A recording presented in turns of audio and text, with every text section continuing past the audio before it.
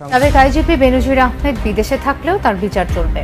সাবেক আইজিপি বেনজির আহমেদ সূত্র মতে বর্তমানে তিনি তুরস্কে অবস্থান করছেন। তুরস্কে পুলিশের হাতে এইমাত্র গ্রেফতার পুলিশের সাবেক আইজিপি বেনজির আহমেদ।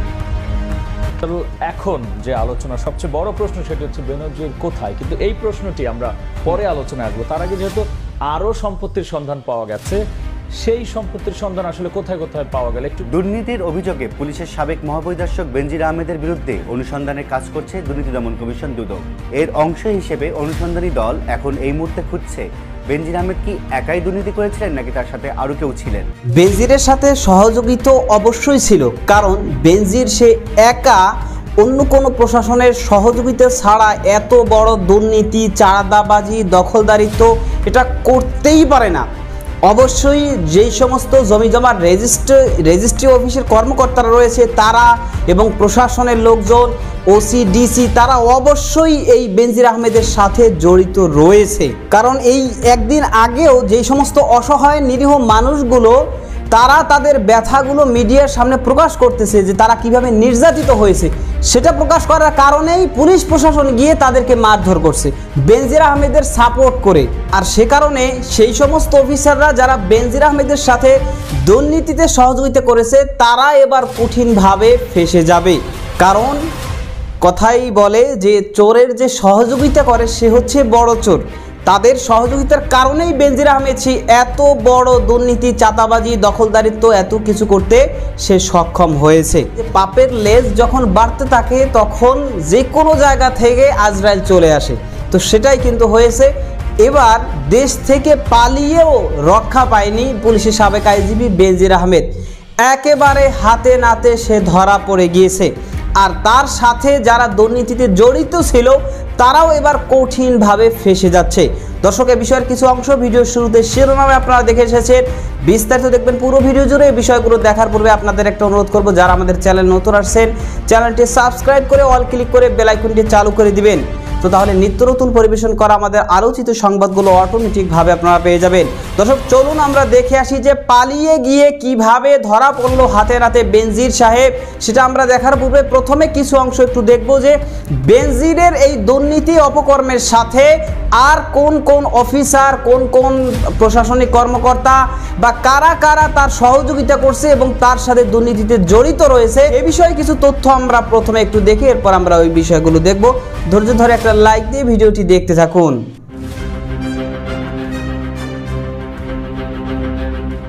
দুর্নীতির অভিযোগে পুলিশের সাবেক মহাপরিদর্শক বেনজির আহমেদের বিরুদ্ধে অনুসন্ধানের কাজ করছে দুর্নীতি দমন কমিশন দুদক। এর অংশ হিসেবে অনুসন্ধানী দল এখন এই মুহূর্তে খুঁজছে বেনজির আহমেদ কি একাই দুর্নীতি করেছিলেন নাকি তার সাথে আরও কেউ ছিলেন। যা নিয়ে আজকে দ্য ডেইলি স্টারে প্রকাশিত হয়েছে একটি রিপোর্ট, যে রিপোর্টটি নিয়ে কথা বলবো আজকে স্টার নিউজ প্লাসে। তিনি অবৈধভাবে অর্জন করেছেন বহু সম্পত্তি, যার অভিযোগের ভিত্তিতে এখন এই মুহূর্তে দুর্নীতি দমন কমিশনের 3 সদস্যের একটি অনুসন্ধানী দল অনুসন্ধান করছে বেনজির আহমেদের বিরুদ্ধে আসা এইসব অভিযোগ নিয়ে। এই দুর্নীতি কি বেনজির আহমেদ একাই করেছিলেন নাকি তার সাথে আরও সহযোগী ছিলেন, এই প্রশ্নের উত্তর এখন খুঁজছে দুর্নীতি দমন কমিশন।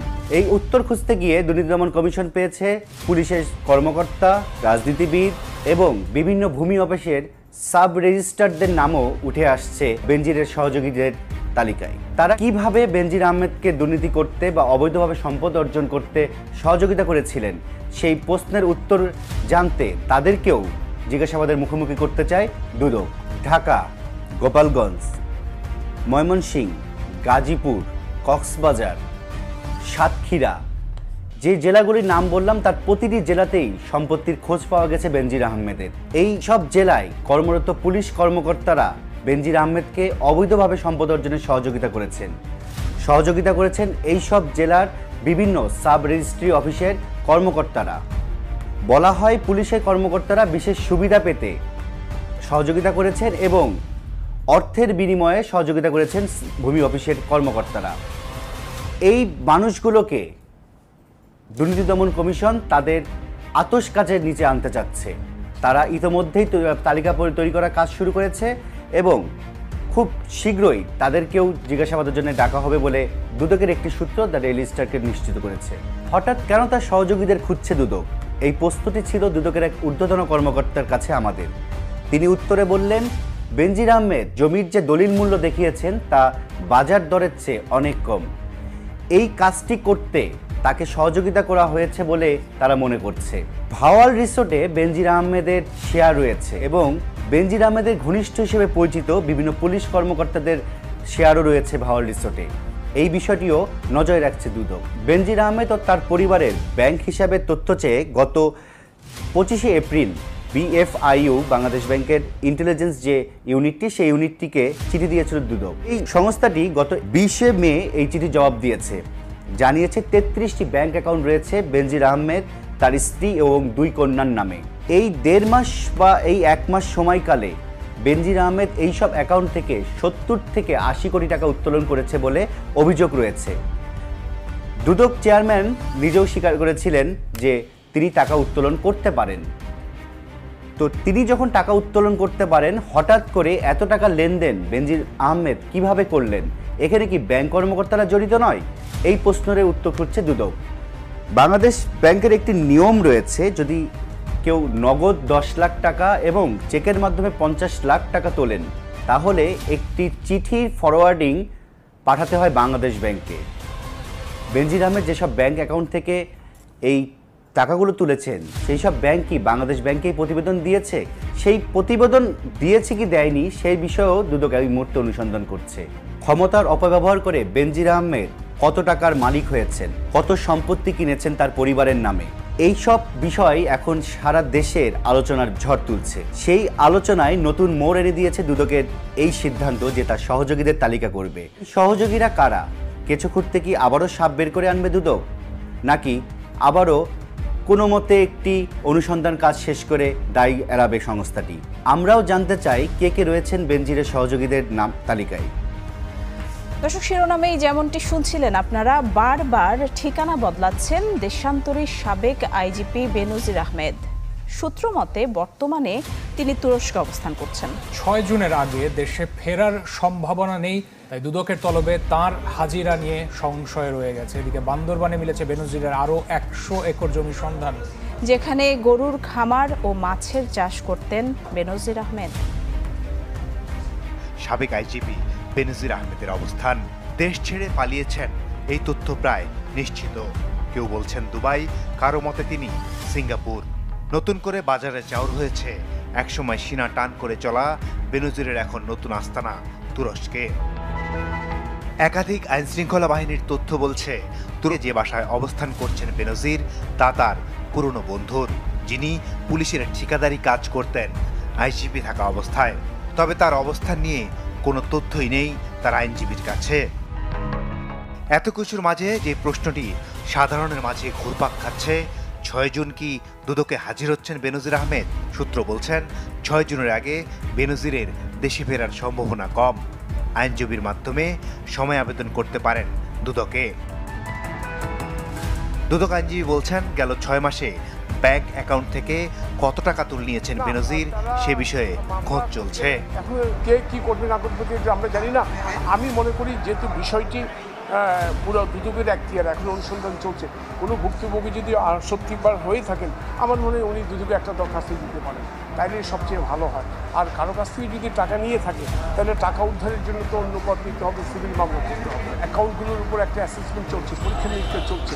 এছাড়াও কোনো অ্যাকাউন্ট আছে কি না, সেখানে কোনো টাকাকে ওখানে কোনো টাকা গিয়েছে কি না, এবং যে টাকাগুলো ওনার এক জব্দের সময় পাওয়া যায় আসলে তার পূর্বে কোনো অ্যাকাউন্ট থেকে টাকা উঠিয়েছে কি না, এই উঠিয়ে থাকলে সে টাকাটা কোথায় গিয়েছে, ক্যাশ নিয়ে গেছে না অন্য ব্যাংকে গিয়েছে, সব বিষয় কিন্তু এখন সরকারের পর্যালোচনা করা হচ্ছে। এদিকে বেনজিরের সম্পদের নতুন নতুন তথ্য বেরিয়ে আসছে প্রতিদিনই। দর্শক, এই বিষয়গুলো আপনারা দেখলেন। তো তুরস্কে সে গিয়েছে, আমরা দেখলাম যে সে সিঙ্গাপুর গিয়েছে, আবার দেখলাম দুবাই গিয়েছে। এখন আমরা জানতে পারলাম যে বেনজির আহমেদ সে তুরস্কে গিয়েছে। সে মানে প্রত্যেক মুহূর্তে দেশ ত্যাগ করতেছে, মানে দেশ পরিবর্তন করতেছে, তার লোকেশন পরিবর্তন করতেছে। কারণ দেখতেছে তো বাংলাদেশে খুব আলোচনা হচ্ছে তাকে নিয়ে, এবং ওবায়দুল কাদের সাহেব আইনমন্ত্রী, তারপরে মানে কেউই মোটামুটি তাকে নিয়ে কথা বলতে বাদ রাখেনি, সবাই তাকে নিয়ে কিন্তু কথা বলতেছে। এবং তার ব্যাপারে ক্লিয়ার বলতেছে যে সে অপরাধ অন্যায় করলে তাকে শাস্তির আওতায় আনা হবে, সে দেশের বাহিরেও যদি যেও থাকে তারপরেও তার বিচার চলবে, এটা কিন্তু সকলেই বর্তমানে বলতেছে। তো যাই হোক দর্শক, এটা তো আমরা দেখবই, পাশাপাশি কথা হচ্ছে এই যে পুলিশের সাবেক আইজিপি বেনজির আহমেদ, সেই যেই সমস্ত দুর্নীতি, অপকর্ম, চাঁদাবাজি, লুটতারাজি, ডাকাতি যা কিছু বলেন, মানে সে কিছু বাদ রাখেনি। কারণ এখন আমরা হাজার হাজার মানুষের কাকুতি মিনতি শুনতেছি, যাদের জমিগুলো শুধুমাত্র বায়না দিয়ে 5,000 10,000 টাকা বায়না দিয়ে সে দখল করে নিয়ে গেছে, এখনও পর্যন্ত তার দখলেই আছে। সে না কিছু করতেছে, না জমি কাউকে ব্যবহার করতে দিচ্ছে, বা যারা মালিক তারা ধারে কাছেও যেতে পারছে না। তারা দেখা গেছে ওই জমির উপর সে মানে মালিকরা তারা চাষবাস করে জীবিকা নির্বাহ করতো, কিন্তু এখন বেনজিরের এই চাপের কারণে এমন একটা অবস্থা হয়েছে সে জমির ধারে কাছেও যেতে পারছে না, এবং সেও জমিটা নিয়ে কোনো কিছু করতেছে না, সে ফেলিয়ে রাখছে, অথবা সে দেখা গেছে ওই যে তার রিসোর্ট এই সেই এগুলো করতেছে। তো এরকম অনেক মানুষের আহাজারি কিন্তু এখন প্রকাশ্যে আসতেছে, এখন মিডিয়া আসতেছে, কারণ তারা তো এতদিন কোনো চান্স পায় নাই, তারা এতদিন সুযোগ পায় নাই। যেখানে বেনজির আহমেদ বন বিভাগের জায়গা ছাড়েনি, মুক্তিযুদ্ধের জায়গা ছাড়েনি, পাহাড়ের জায়গা ছাড়েনি, উন্দুরবন বান্দরবন কোনো জায়গা মানে তা সে ছাড়েনি। তো সেইখানে অসহায় গরিব দরিদ্র যারা, তাদের জমি ছাড়ার তো কথাই না, এটাই কিন্তু স্বাভাবিক। কিন্তু তারা তখন তো নিরুপায় ছিল, যেই থানায় গেছে যার কাছেই গেছে বলছে পুলিশের আইজিপি, পুলিশের আইজিপি। তো পুলিশের আইজিপি যিনি, তো তার বিরুদ্ধে কিভাবে আমরা অভিযোগ নেব, আর তার বিরুদ্ধে কিভাবে অ্যাকশন নেব? না, আমরা কোনো অভিযোগ নিতে পারবো না। যার কারণে কিন্তু মানুষ মানে কি বলবো, অসহায় হয়ে তারা কিন্তু কোনো প্রতিবাদও করতে পারেনি এবং তারা কিছু বলতেও পারেনি। কিন্তু এখন দেখতেছে যে বাংলাদেশের আইনে বেনজির আহমেদ সে ফেসে গেছে। বেনজির আহমেদকে নিয়ে বাংলাদেশে দুদক মোটামুটি ব্যাপকভাবে তার বিরুদ্ধে নেমেছে, তদন্ত করতেছে, এবং সরকারের পক্ষ থেকেও ক্লিয়ারভাবে বলা হচ্ছে যে দুর্নীতি করলে তাকে কোনোভাবে ছাড় দেওয়া হবে না। মোটামুটি এই সব কিছু দেখেই কিন্তু এখন সেই সমস্ত অসহায় দরিদ্র মানুষ তারা এবার সুযোগ পেয়ে এখন কিন্তু তারা তাদের মনের যে ব্যথাটা, সেই ব্যথাটা কিন্তু প্রকাশ করতেছে। এবং আমি গতকালকে দেখলাম যে এই যে বেনজির আহমেদের বিষয়গুলো মিডিয়ায় কেন বলতেছে, এই জন্য পুলিশ প্রশাসন তারা গিয়ে সেই যারা সাক্ষাৎকার দিতেছে, কোথায় কি হয়েছে, কিভাবে ডাকাতি, চুরি ডাকাতি করছে, লুটতারাজি করছে, জবরদখল করছে, চাঁদাবাজি করছে, সেগুলো কেন বলছে, সেজন্য পুলিশ গিয়ে তাদেরকে মারধর করতেছে। কতটা অমানুষের বাচ্চা হলে এরকম কাজ করতে পারে, কতটা হাইওয়ানের বাচ্চা হলে এরকম কাজ করতে পারে, দেশের ভিতরে নাই, অথচ তার সাপোর্ট হয়ে কিন্তু পুলিশ প্রশাসন। তো এজন্যই তো যখন দেখা যায় যে পুলিশের কেউ মারা যায়, তখন সবাই কিন্তু আলহামদুলিল্লাহ বলতে থাকে, কমেন্টসে গিয়ে দেখবেন সব আলহামদুলিল্লাহ ভরা। তবে সব পুলিশ খারাপ আমি বিষয়টা এমন বলতেছি না, অনেক পুলিশ আছে ভালো, কিন্তু কিছু আছে এত হারামজাদা, মানে ওর থেকে নিকৃষ্ট হারামজাদা পৃথিবীতে আর কেউ হইতে পারে না, এরকম হারামজাদার অভাব নাই। তো এই সমস্ত হারামজাদারাই মূলত এইগুলো করতেছে। তো যাই হোক দর্শক, বেনজির সে করেছে, এটা সে যে 2-1 দিনের মধ্যে হঠাৎ করে ফেলেছে, বিষয়টা এমন নয়। সে 30-35 বছর ধরে, 3 যুগ ধরে প্রায় সে সরকারি একজন কর্মকর্তা। তো এই সময় ধরেই তো সে আস্তে আস্তে করে এক এক জায়গায় তার এক একটা সাম্রাজ্য সে তৈরি করেছে। তো এটা তো আসলে কেউ দেখেনি, কেউ জানেনি, কেউ শোনেনি, বিষয়টা এমন নয়। এটা আলাউদ্দিনের চেরাগের মতো রাত পোহাতেই সকালে দেখা গেছে যে সব কিছু হয়ে গিয়েছে, রাত্রে কিছুই ছিল না, বিষয়টা তো এরকম নয়। সুতরাং এতদিন যখন এগুলো করা হয়েছে, তখন কেন এ বিষয় নিয়ে কোনো প্রতিবাদ হয়নি, এ বিষয়টাকে লাগাম টেনে ধরা হয়নি, বা এর কোনো প্রতিকার করা হয়নি? এটাই কিন্তু এখন বাংলাদেশের মানুষ এটা প্রশ্ন করতেছে, যে তাহলে তাকে এই যে সে পাহাড় সম তার সাম্রাজ্য তৈরি করলো, এটা তৈরি করতে দিল কারা? আবার এখন তাকে ধরতেছে কারা? এরকমটা কিন্তু অনেকে প্রশ্ন করতেছে। তো যাই হোক দর্শক, ভালো থাকবেন, সুস্থ থাকবেন, এবং এই যে বিষয়গুলো সেগুলো সম্পর্কে আপনাদের মতামত কি, বিশেষ করে বেনজির আহমেদের বিষয় এবং তাকে যেই সমস্ত অফিসাররা সহযোগিতা করেছে এবং এখনো পর্যন্ত করছে তাদের ব্যাপারে আপনার মতামত কি সেটা কমেন্ট সেকশনে জানিয়ে যাবেন। ভালো থাকবেন, সুস্থ থাকবেন, দেখা হবে নতুন কোনো ভিডিওতে, কথা হবে নতুন কোনো বিষয়। আজকে পর্যন্তই, আসসালামু আলাইকুম রহমতুল্লাহ।